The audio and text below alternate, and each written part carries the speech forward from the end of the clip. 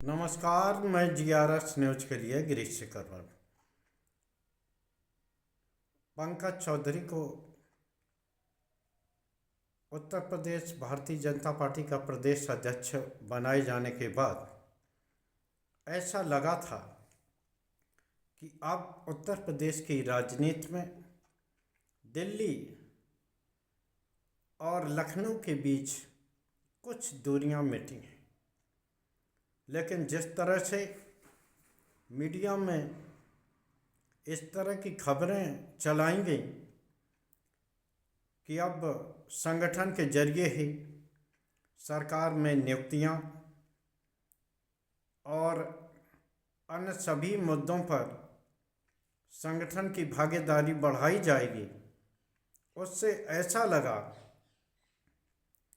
कि निश्चित तौर पर अभी दिल्ली और लखनऊ के बीच चल रहा शीत युद्ध थमा नहीं है।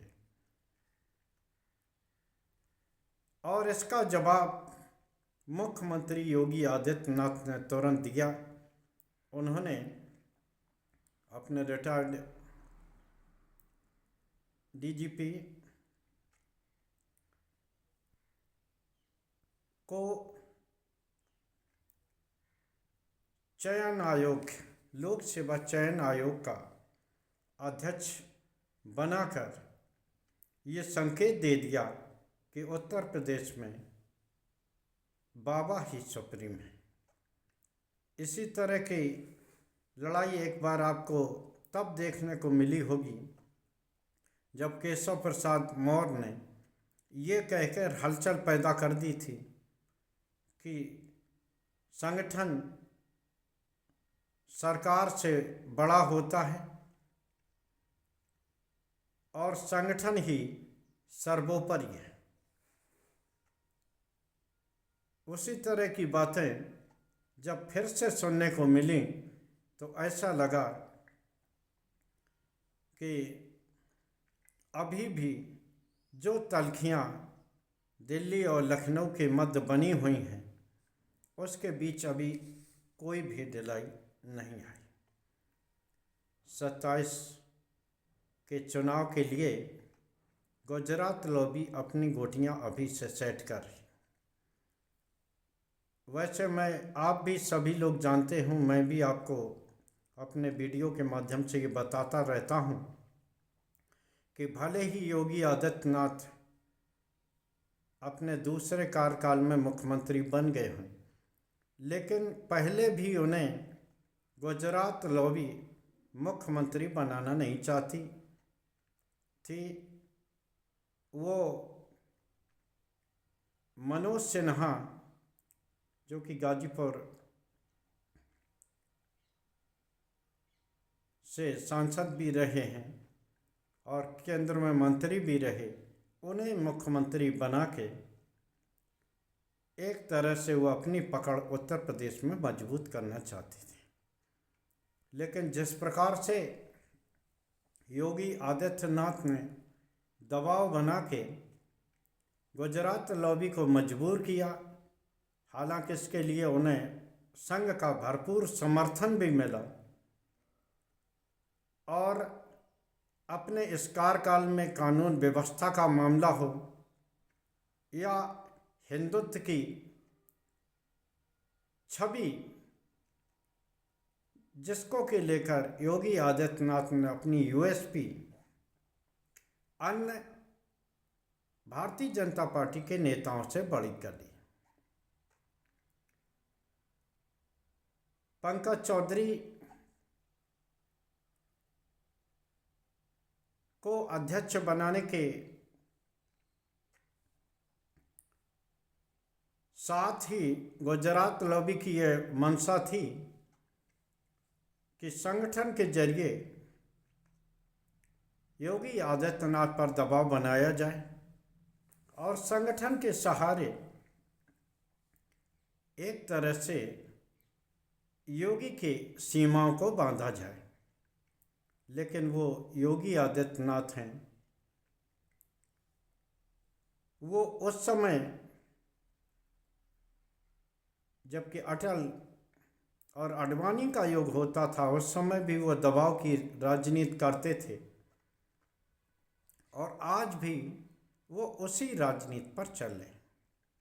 बीच में आपने कई बार देखा होगा कि जब ये मंशा जताई गई कि योगी आदित्यनाथ केंद्र में मंत्री बन के चले जाएं, तो उन्होंने साफ किया कि वो केंद्र में मंत्री बनने के बजाय अपने मठ जाना ज़्यादा पसंद करेंगे। एक तरह से उस समय जो संकेत योगी आदित्यनाथ ने दिए थे, आप प्रशांत को चयन आयोग का अध्यक्ष बना के एक तरह से उन्होंने एक बड़ी लकीर केंद्रीय नेतृत्व भारतीय जनता पार्टी की सर्वे सर्वा और गुजरात लॉबी के सामने खींच दी। पंकज चौधरी के अध्यक्ष बनते ही ये बात होने लगी थी कि 27 में संगठन के जरिए चुनाव होगा और ये सामूहिक नेतृत्व के आधार पर लड़ा जाएगा। योगी आदित्यनाथ इसमें चेहरा नहीं होंगे। असल दांव पे जो इस समय चल रहा है वो मात्र 2027 की योगी आदित्यनाथ की भूमिका को सीमित करने को लिए चल रहा है। देखना ये है कि ये राजनीतिक द्वंद्व आखिर कहाँ पे जाके थमता है। योगी आदित्यनाथ भले ही कोई कुछ भी दावा करे, अखिलेश यादव अपने पीडीए की बढ़त बताएं या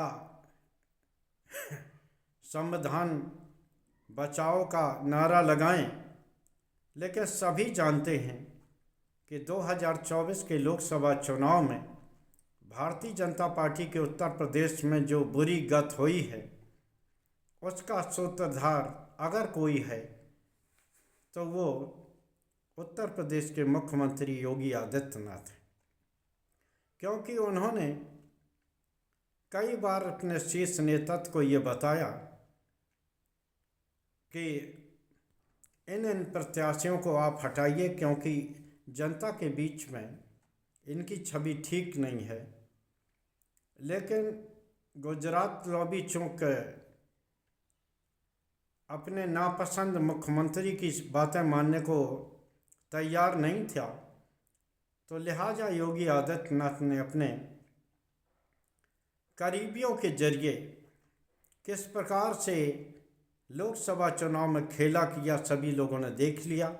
62 सीटों वाली भारतीय जनता पार्टी अचानक 33 पर आकर ठिठक गई और यही कारण एकमात्र कारण रहा जिससे कि वर्तमान समय में मोदी सरकार को नायडू और नीतीश कुमार की बैसाखियों पर चलना पड़ रहा, उनका सहारा न चाहते हुए भी लेना पड़ रहा। गुजरात लॉबी की बिल्कुल मंशा नहीं है कि 2027 के चुनाव में योगी आदित्यनाथ को फ्री हैंड दिया जाए। अब देखना यह है कि किसकी योजना सिरे परवान चढ़ती है, लेकिन अब ये बात ये भी तय हो गई है कि अभी भी योगी आदित्यनाथ और गुजरात लॉबी के मध्य चल रहा शीत युद्ध थमा नहीं है। आज के ब्लॉग में बस इतना ही। जय हिंद, जय भारत। कल फिर किसी नए मुद्दे पर आपके साथ जुड़ने की कोशिश करूँगा। जय हिंद।